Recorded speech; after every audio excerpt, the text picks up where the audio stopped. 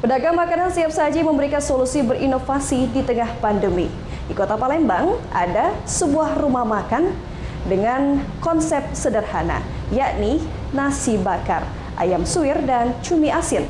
Selain harganya yang terjangkau, menunya menggugah selera sehingga wajar rumah makan ini selalu ramai akan pengunjung.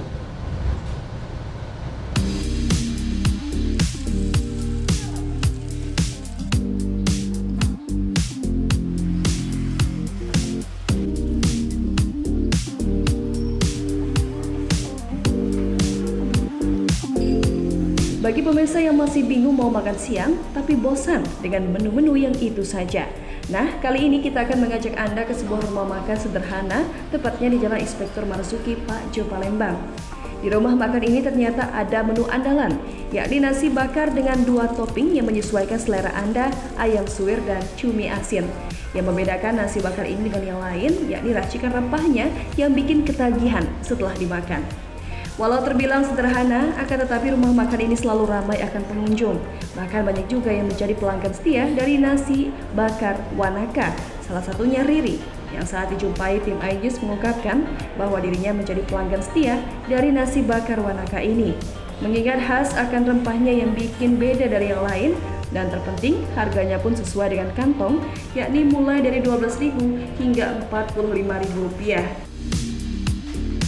Menurut aku ini perpaduan yang pas banget karena dia ada dari bumbunya sendiri, itu mereka tuh punya ciri khas sendiri, kayak benar-benar kaya gitu dengan rempah-rempahnya. Dan juga di sini tuh ada toppingnya juga. Ini ayam bakarnya ini benar-benar enak. Mungkin ada beberapa orang yang nggak pernah makan nasi bakar. Kalau dia langsung makan ini, langsung makan nasi bakar di sini, bakalan nggak pindah ke tempat lain.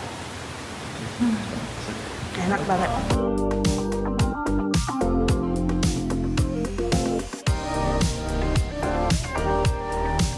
Nasi bakar itu nasi, terus di dalamnya kita masukkan rempah-rempah, lauk-lauk lainnya seperti teri atau cumi dan ayam suwir-suwir dan dedaunan juga, dan pastinya bumbu-bumbu khas dari Wanaka. Lalu kita gabungkan, kita tutup pakai daun, lalu kita bakar dan tinggal dimakan. Dalam satu hari dirinya mampu menjual 500 kotak nasi bakar dengan omset 1 bulannya diperkirakan tembus di angka 50 juta rupiah. Dari Palembang, Ellen Setiawan, iNews melaporkan.